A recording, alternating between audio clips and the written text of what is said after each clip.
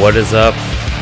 Welcome back to another episode of The Edge. It's going to be episode number 7. We're going to be talking about Arcane Mages tonight, per request from one of our Twitter followers. So thank you very much for that. I'm going to turn this down a little bit more so Alex can hear me. Hi, Alex. How are you? Hi. Hi. I can hear you very well. Yay. So like I said, tonight is going to be episode 7 of The Edge. So we're going to be talking about Arcane Mages, and maybe, just maybe, we'll be able to dispel the 2-button wonder myth. I'm not sure. Maybe we figured it out. Maybe we haven't. So you have to stick around and find out. The biggest thing to kind of kick this off, and something to keep in mind the whole time we're going to be doing this episode, is understanding how the Arcane Mage works. And at first, we need to figure out kind of what its biggest damage output is, and that's namely mastery. So, Alex, explain mastery. Why is that such a big deal? Well, with the Arcane Mage, it increases the damage you deal with your arcane spells according to the percentage of your mana that you currently have. Like, initially, the mastery will start you off with a 16% increase, and as you increase that value by increasing your mastery rating. So to do as much damage as possible, you want to stay close to 100% mana, but without ever reaching 100% mana. Like, the more mana you have, the more damage you do, based on your mastery rating. But doesn't it? Don't you have to use mana to cast spells? You do. So how does that work? That is the trick. How does that work? Well, there are a few talents you can use. The Rune of Power is one of them, which we will be talking about a little bit later. Okay. But we're going to talk about talents first, I think. Yep, we have been getting into that habit ever since, I think, the first episode. I think we always talk about talents first, so we're just going to keep that going. And with the talent tree with the Arcane Mage is actually set up quite interesting. For Tier 1 talents, it's designed primarily with mobility, and there's 3 choices of Presence of Mind, Blazing Speed, and Ice Flows. With the way that Blizzard has updated the game is that Ice Flows actually is very good for high movement speed fights, since you can use 3 spells with reduced cooldown and on the move. So that makes it really nice. I have also read that Presence of Mind is recommended for not high mobility fights, because it does give you an extra instant cast spell if it's played correctly. But it's kind of I would kind of go between those two, just simply based off of the mechanics of the fight.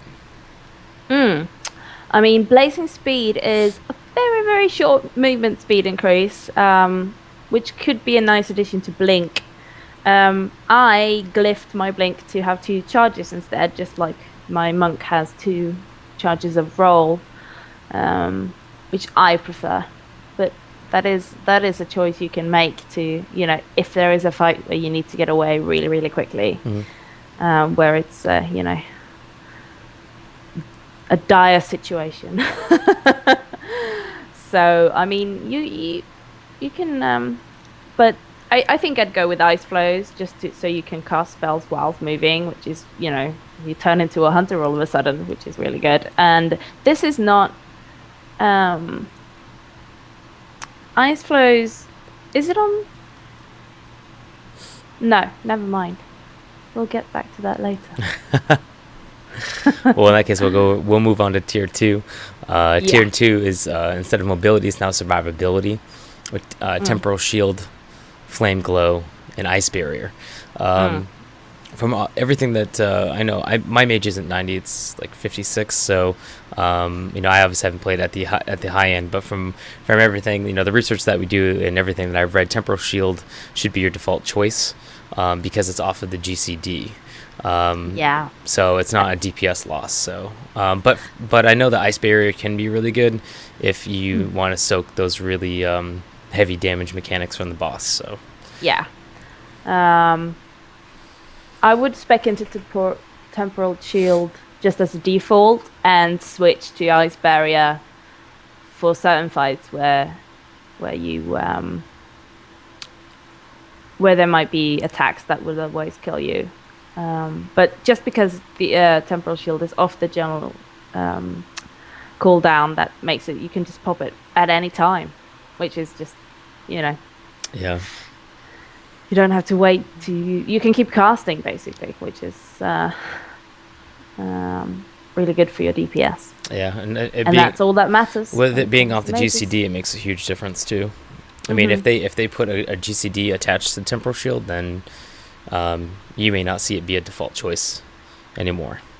No, because exactly. that makes a big difference. Yeah. So take advantage of that while that's still there, and Blizzard hasn't changed that. Decided it's overpowered. Yeah. So temporal shield is. I don't think it is. Yeah, I don't think it is either. But I mean, who knows? They change their mind quite frequently on things like that. So the tier 3 talents are all about crowd control.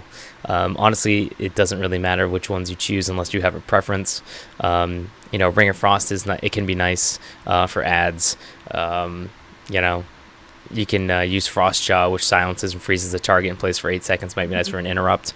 And then you have Ice Ward, which causes all enemies within 10 yards of a friendly target become frozen for 5 seconds when the target is struck. So if they hit you, basically. Right.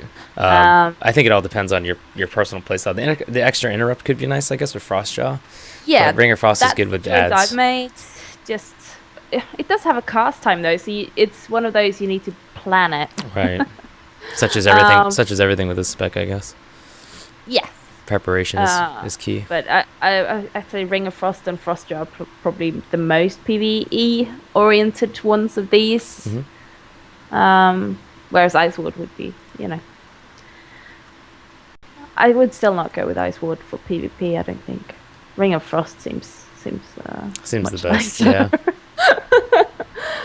I've certainly seen a lot of Ring of Frost whilst in the arena. So. Yeah, and since it's considered heavily to be a PvP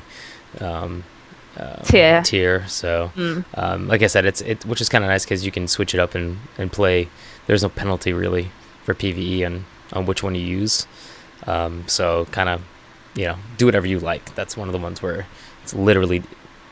Well, I can't say it 100% doesn't matter, but it really shouldn't matter depending on what your role is, and with the silence and everything that might come in handy. But I mean, it doesn't affect your DPS more than you'll have to stop to cast a crowd control ability. Right.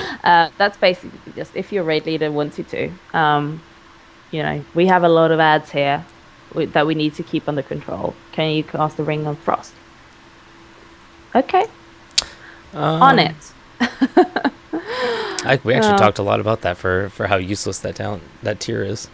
I just realized that. Well, Tier 4 talents, same thing with survivability, greater invis, cauterize, and cold snap. Now there's two schools of thought. Cauterize would be kind of I think kind of a starter maybe talent, because it does reduce it basically prevents you from dying every 2 minutes, but that may be something that you would like to inform your healers of, that you have chosen that talent, because that way they need to keep an eye out for when you do start to cauterize, and that way they can start healing you, put extra heals on you so you don't burn down and die. But I think that greater... that's what's going to happen otherwise. Yeah, I mean, that's what's going to happen. So you need to let people know, especially your healers, of what's going on and that you chose the talent. But if you pick greater invisibility, from all the research that I've done, it's a lot of top-end raiders say it's actually the best choice for normal and heroic raiding. Because combined with the ice block ability, on many occasions, you can either soak the damage or bypass boss mechanics almost altogether. So it just kind of saves maybe healer cooldown, or ultimately it's going to save mana or a battle res or something. So it's kind of two schools of thought there. See, I think with this spec specifically, it's really on your skill level with the spec itself, because there's so much you can do with this, and it can be so powerful. And even at its basic level, it's still very viable. But choosing the right talents for the right fights can make a big difference on pretty much everyone. So I'd say Cauterize at first, and then maybe Greater Invis when you get more comfortable. What do you think? Yeah, no, I agree, because it what suits you as a player as well. Not only what is best for the particular encounter, but like Cauterize, you don't need to keep track of that. It will just proc, and yeah. I mean, I've seen so many add-ons in LFR and stuff like that, where you just like, Cauterizing, please heal me up, and no one ever does, and they die. But yeah. So you think Greater Invisibility is probably what you will want to aim for, because it's always better if you can control the situation more.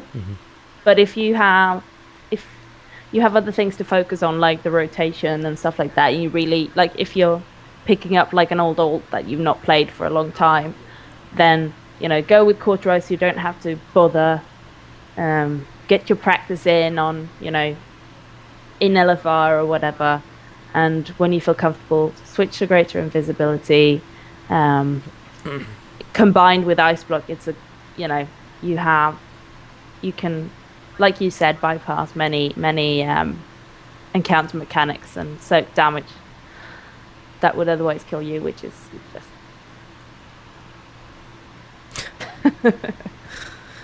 we should probably mention Cold Snap. Cold Snap isn't obviously something we've talked a lot about, but it does finishes the cooldown of your Ice Block, Frost Nova, and Cone of Cold while restoring 30% of your maximum health. I mean, you're not really going to use like Cone of Cold as much, I would imagine, as you say Ice Block, say, for a raid mechanic. But I mean, again, that depends on your skill level and what the mechanics of the fight are. But and when it's compared to Cauterize and Greater Invisibility, obviously there's no choice there. Cold Snap can only really be useful if you need Ice Block in like 2 quick successions, but that's a pretty rare thing. So so that's not really an optimal choice. So Greater Invis is actually going to be most suited generally for fights. So that's something you want to strive towards. But if you don't want to worry about it and don't want to worry about another button to press, then Cauterize is kind of your lazy decision, your lazy talent. It's true. It is. Tier 5 talents are actually this is an interesting now it gets talent. Into the good stuff. Yeah, because this is where you're going to be choosing between the 3 per fight, depending on what you need. So the 3 are the Nether Tempest, the Living Bomb, and the Frost Bomb.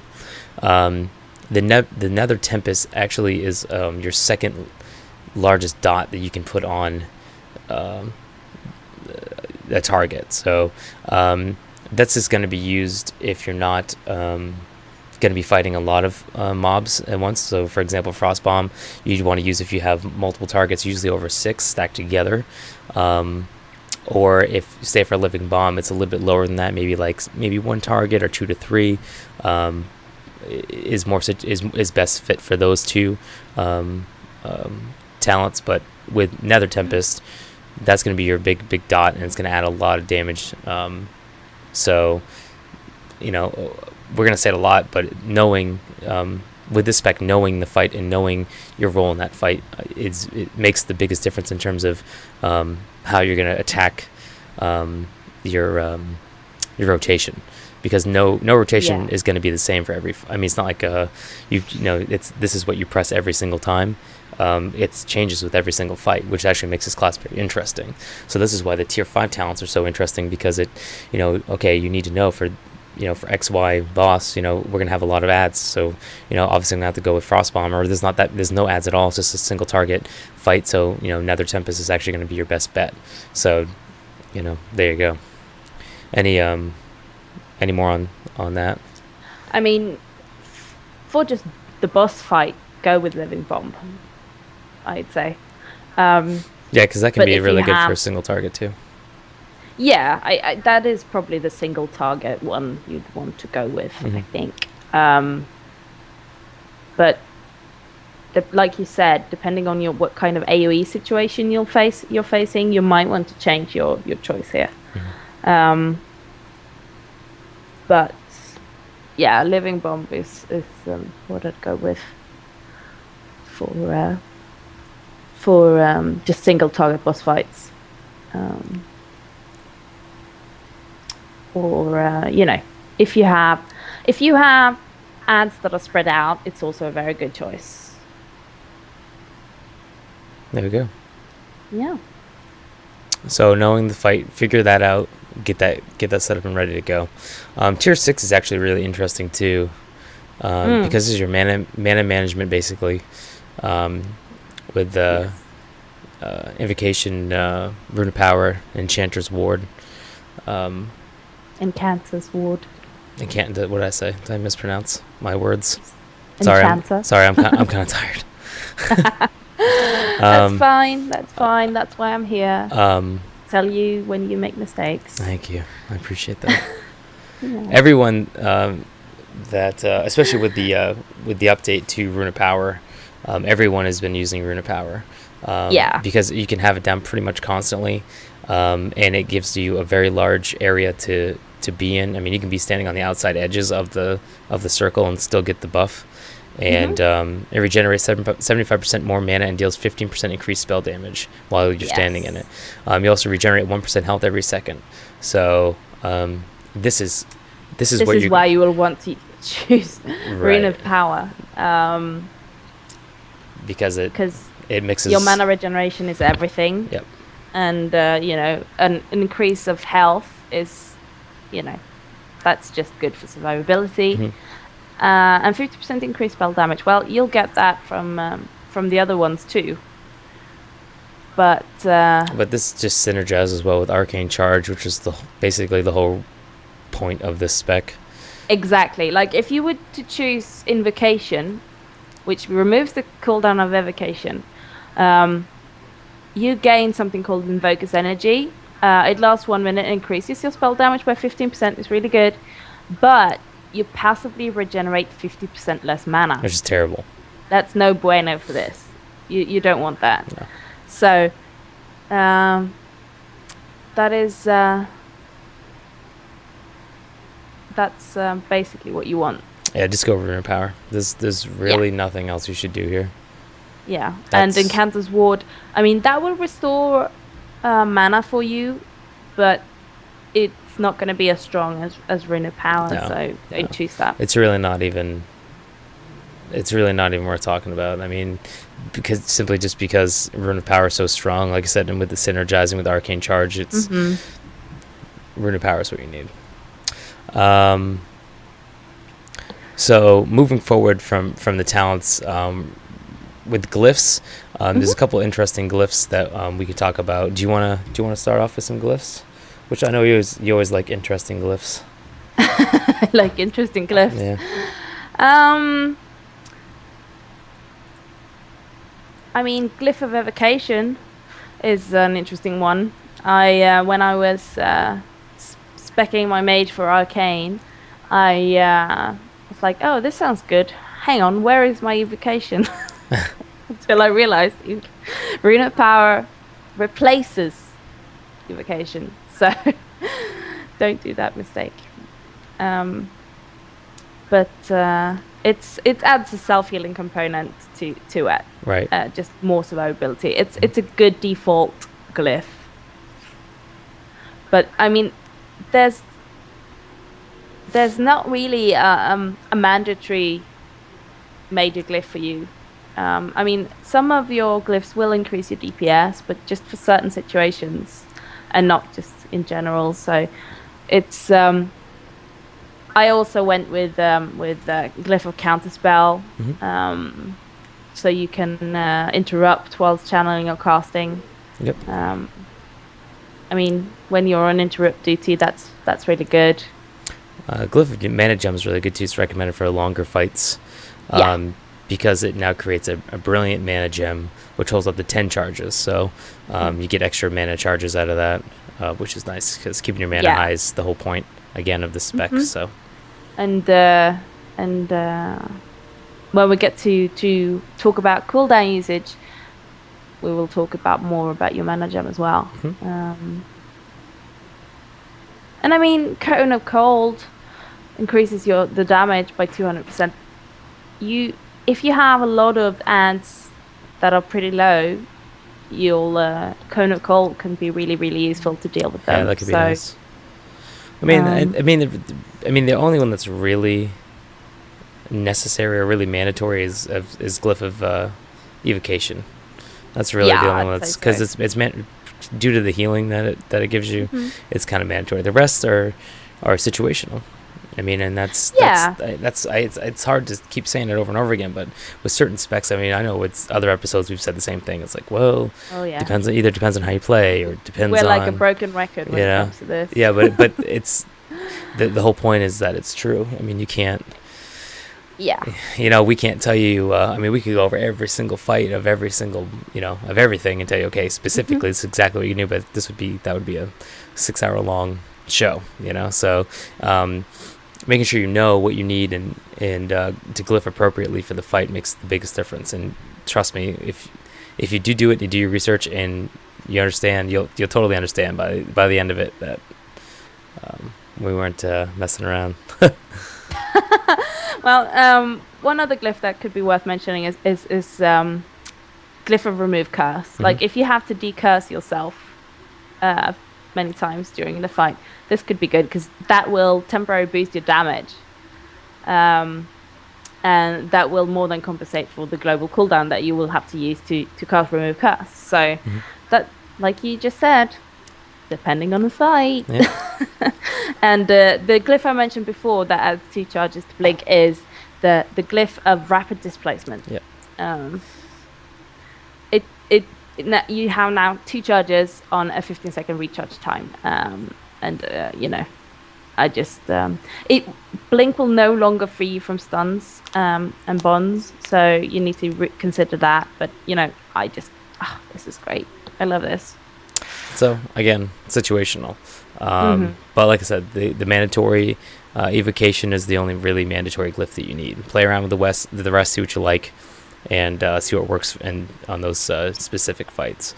For minor glyphs, Glyph of Loose Mana is generally recommended because basically what happens is when you use one of those mana gems, it doesn't restore your health or restore the mana instantly. It's slowly over time. That way, it doesn't cause basically to waste any of that your mana, since you are going to be hovering, right around 96% mana, almost at all times.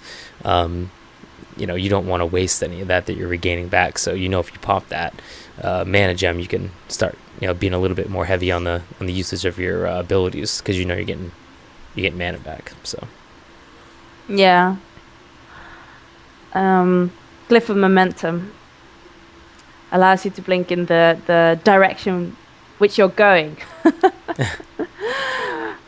which can be very useful if you're strafing, for example, and want to keep facing the boss, rather than having to use your turnaround buttons and then blink.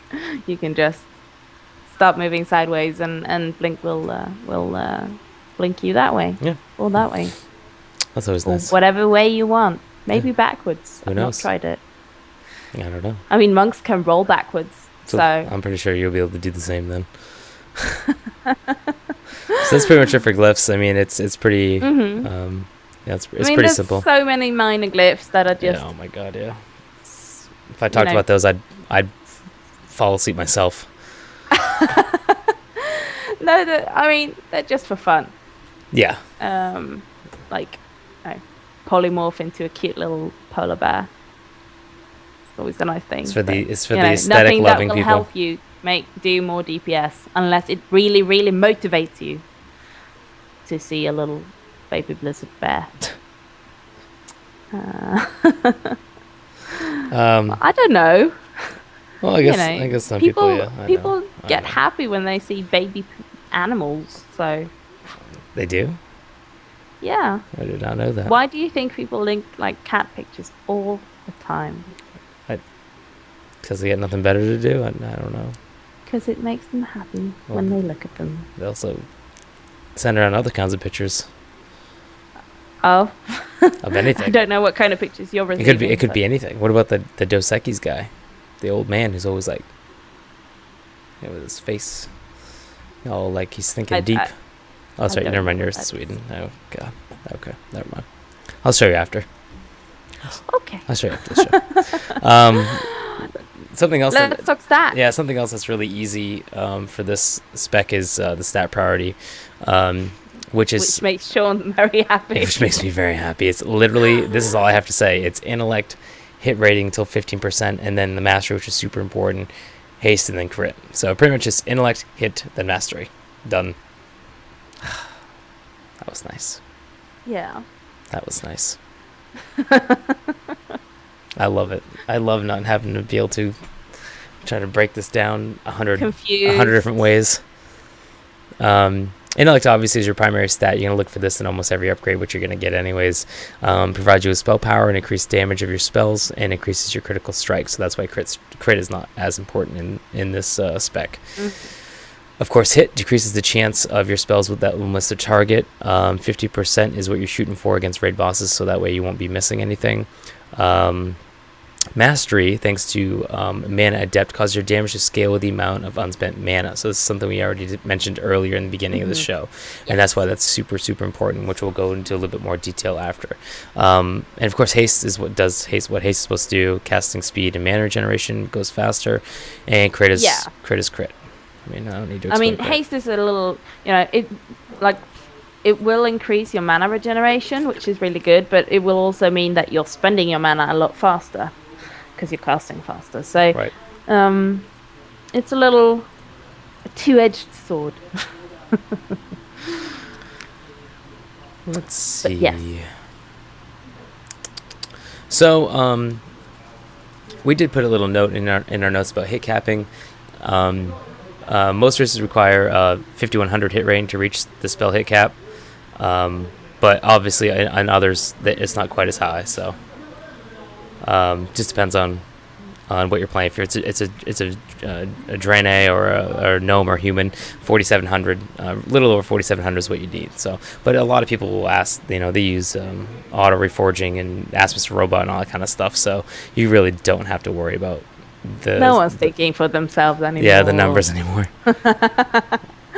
Maths, what's that? So single target rotation is pretty basic. It's arcane. A lot of it has to do with arcane missiles, but you want to do it when you have 4 stacks of arcane charge. Do you want to explain arcane charge and kind of what that's all about? I guess since now would be a good time, since we're going to be mentioning it a lot. Sure. Basically, what you will want to do is, first of all, you want to, you apply your living bomb, and then you start, casting Arcane Blast. That will give you a charge of Arcane Charge. That is a little repetitive, a lot of arcanes, a lot of charges. And when you have 4 stacks of Arcane Charge, an Arcane Charge will do different things for different spells. And different spells will either give you an Arcane Charge or spend them. What it will do is it will increase the damage of your spells, but also increase the mana penalty of them. So you will want to build up 4 Arcane Charges. And when your arcane missiles proc, you will want to cast those, because when they proc, they don't cost any mana. Right. So what you're saying is you want to have the most stacks of arcane charge, and then use things like arcane missiles, arcane barrage, things like that. Yes, arcane barrage will clear your arcane charge stacks. Right. So you start over. Right. Because if you just keep on building arcane stacks, your mana cost penalty will be quite high. But if you look at some maths on this, the mana penalty is not as big as the damage increase that you'll get from this. But you still need to manage it to have optimize your DPS. Right. So Arcane Blast, for example, which is the one of the buttons you will press the most, it will generate a charge, and basically means the Arcane Blast damage is increased by 50% per charge, which means about 200% when you have 4 charges, and its mana cost is increased 150% per charge. So just to give you an idea of how this works. Right. And Arcane Blast, Arcane Missiles, and Arcane Explosion will all generate 1 charge for you. Arcane Barrage will consume all charges, and Evocation will consume all charges. But in this case, most of us will not have Evocation. We will have the Ring of Power. Right. So that doesn't really matter so much. Right. But yeah, it stacks up to 4 times and lasts 10 seconds. And that's pretty much how it works. Okay. So your single target rotation will basically mean you apply and refresh your living bomb. I mean, that's your dot. You will want it, have it up all the time, and we'll be talking a little bit about handling that later. Right. And then you Arcane Blast, so you get 4 charges of Arcane Charge. Cast your Arcane Missiles when you have 2 procs, and then you will want to cast, if you have no proc of Arcane Missiles, you cast Arcane Barrage to clear your stacks. Right. And then you start over again. It's really rather simple. Doesn't sound it's a very simple rotation. It is very simple, it involves like 4 buttons, but it's kind of hard to master. Right. So,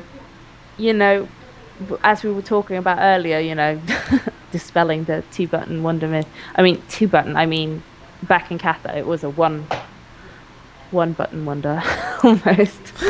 I quite like the changes they've made to the spec, I have to say. So basically, it's quite easy to understand, quite easy to learn, but hard to master. Yeah. That is well, a lot of it has to do with your arcane charges and being able to manage them. So for like example, if you're moving, you want to cast the Arcane Barrage and Arcane Explosion if you're close to the boss, or Arcane Barrage and Fire Blast and you're not close enough. So, and a lot of it, while you're constantly going to be standing in your Rune of Power, because that's going to be, like I said, available to you almost at all times. As soon as it goes off a cooldown, you're going to be able to put it back down again. So, yeah. So that's pretty much single target rotation. We'll jump into multiple target rotation real quick, just so we can. I think we've kind of beat that down pretty well. Multiple target rotation for 2 and 3 targets. Use Living Bomb as your tier 5 talent, which is something we mentioned earlier. For more targets, you can use Nether Tempest as well. I know Frost Bomb is always an option for you as well. Against 2 targets, primarily you want to keep Living Bomb up on both targets and use a single target rotation on one of them. So again, Arcane Barrage, until you get 4 arcane charges, and then either using your missiles or your barrage to dump those. Missiles, of course, on proc, so don't forget. Against 3 or more targets, tanked apart, you want to keep Living Bomb up on all targets and use your single target rotation on one of them.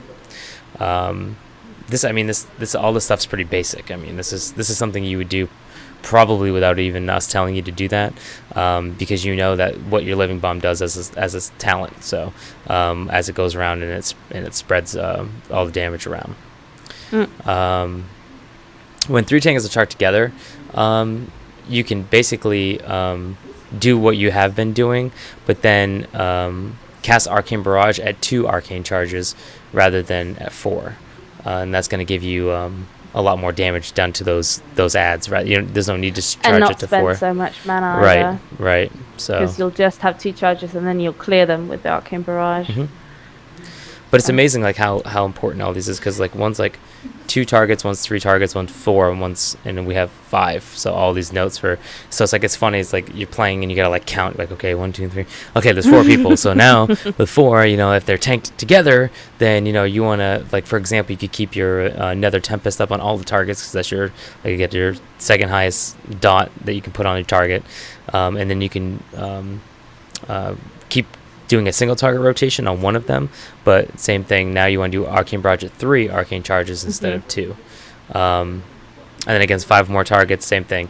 That you can use Nether Tempest, for example, and then just keep single target rotation up on all of them. So, but remember, these last couple, 3, 4, and 5 were all adds that were tanked together by one tank. So yeah, it's different for everything. I mean, Galacras is a good example of a fight where you constantly have trash mobs that will most likely be stacked together.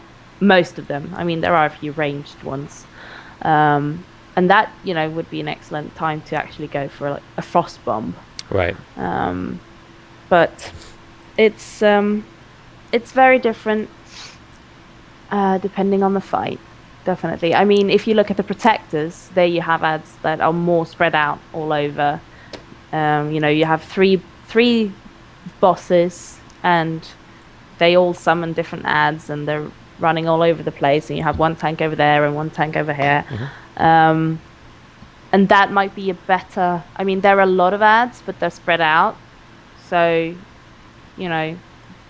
that might be a better place for Living Bomb, or even Nether Tempest maybe. It's just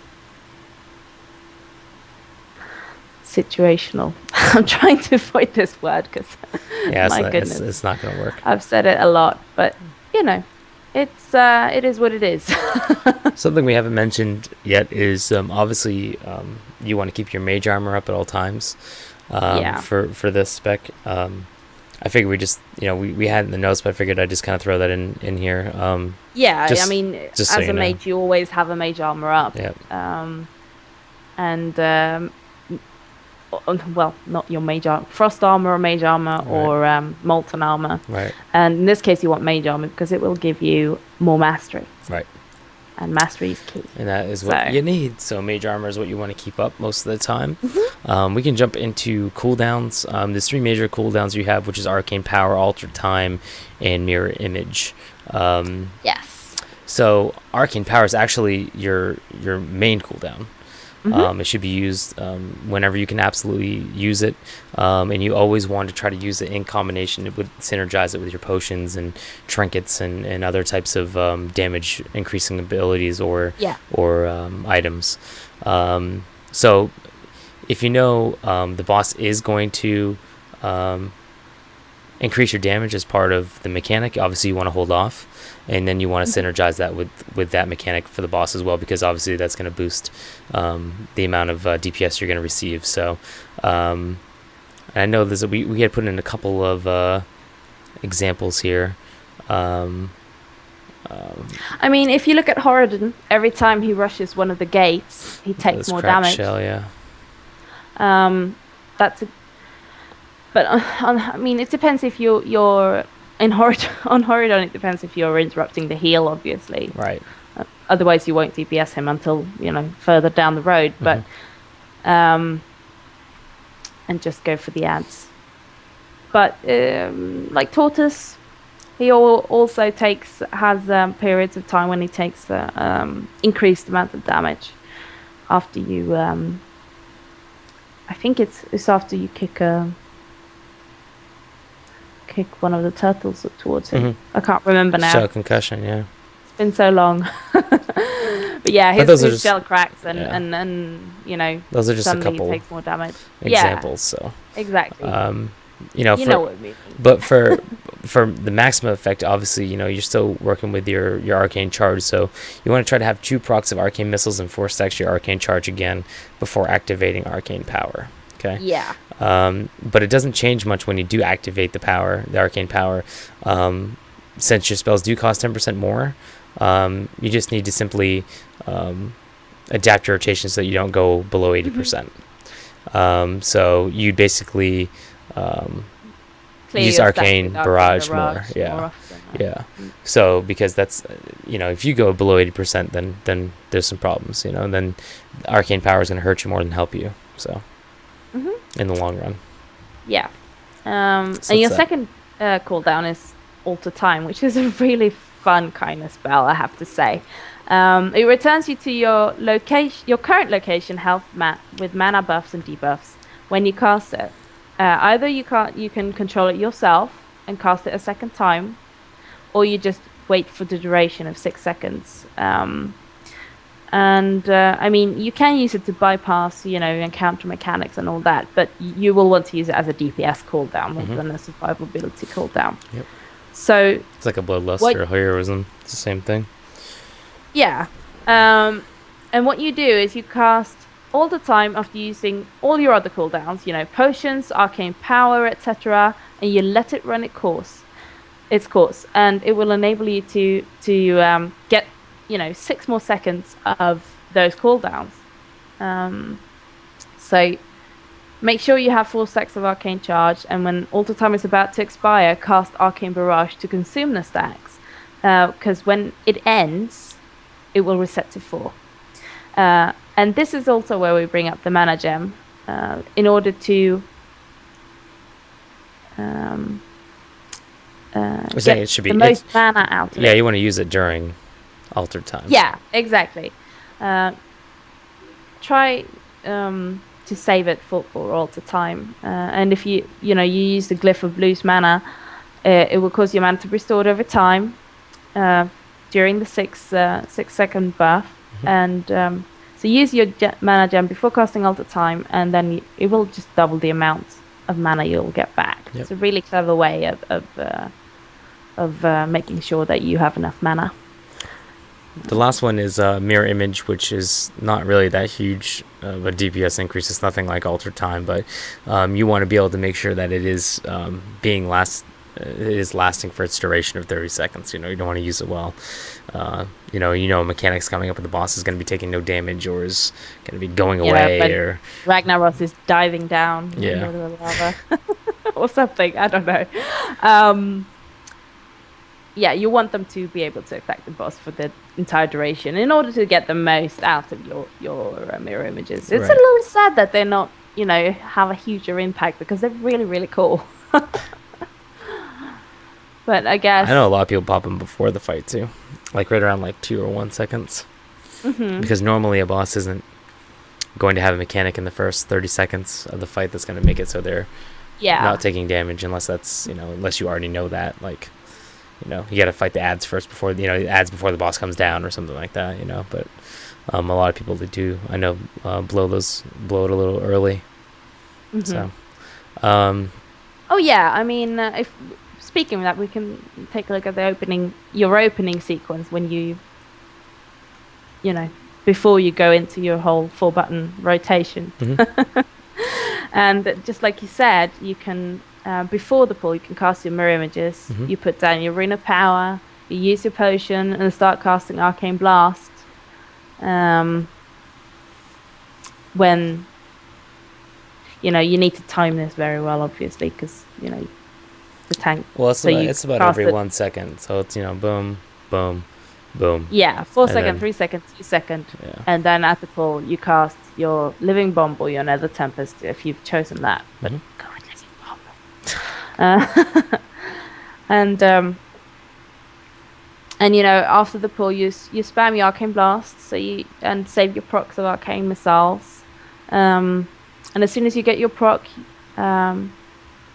or as soon as your mana drops below 70%, you use your cooldowns, your Arcane Power, your Alter Time.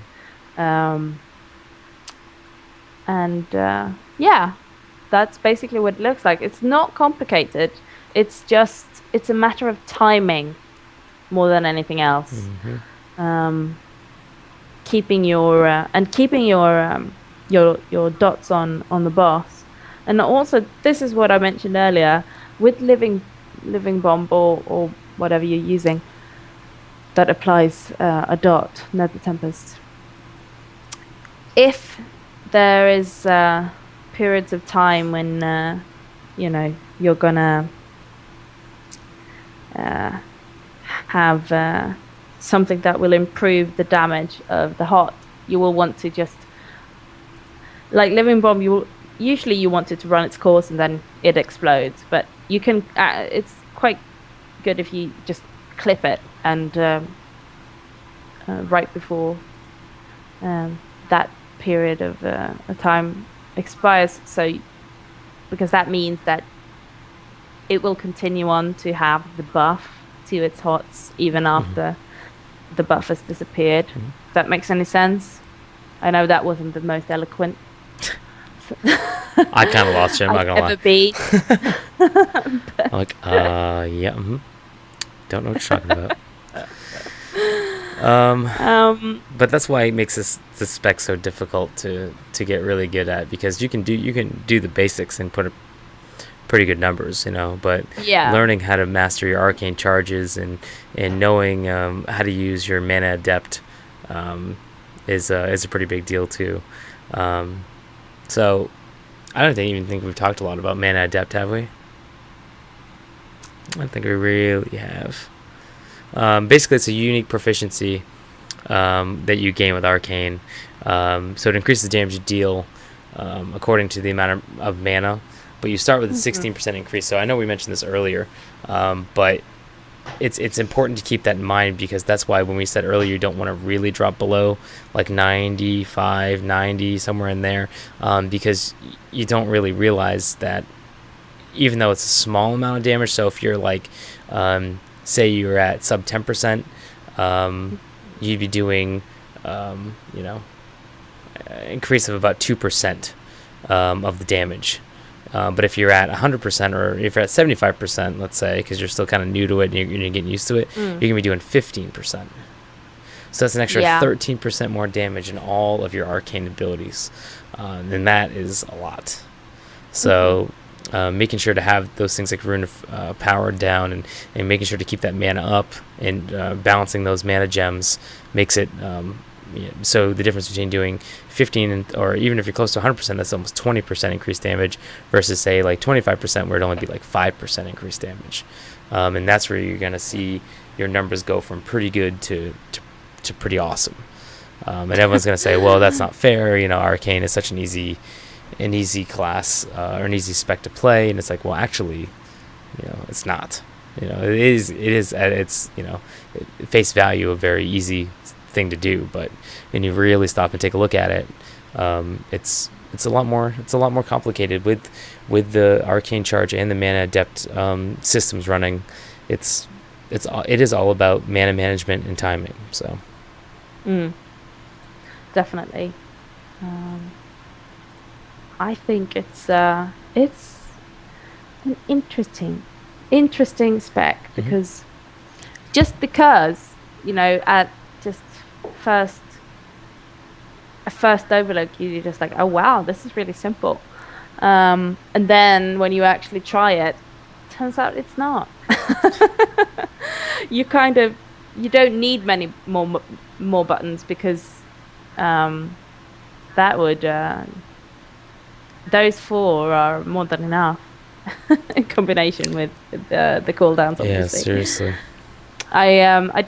I didn't have many abilities on my bars when I like many empty slots, but the ones I had was more than enough to keep me very busy.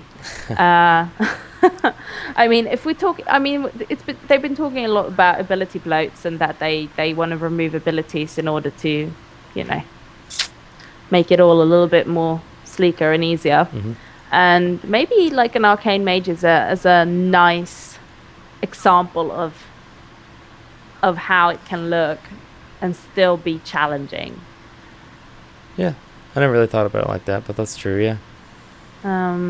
As long as they have a lot more systems running in the background that you have to prioritize a little bit more, and then pressing a few less buttons, but making sure that the timing is right. But then I don't know, it becomes all about timing, and you don't want every class to kind of play the same.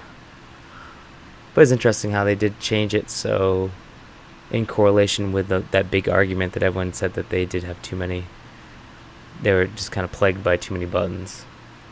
Yeah, I mean, if you look at like shamans or hunters, they have so many things that they could potentially use. And I mean, I played a restoration shaman for many years as well, and it's one of my favorite like healing classes. And it's just like, no, I don't want them to remove any of my totems. I love them all. They're all my babies. But it's still, I agree that the abilities are too many at this point for a lot of the classes. But I don't think that Arcane Mage is one of them.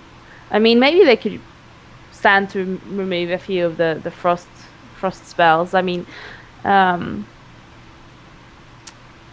they do have a passive ability that will increase crit or something for frost spells, but you never use them though. Yeah. It doesn't really make that big of a difference, I guess. No, I mean, if we're just, well, it depends. If we're just talking PvE encounters, then you probably won't use them very much, except for maybe Ring of Frost and stuff like that. Right. But, kind of cold. But as it turns out, well,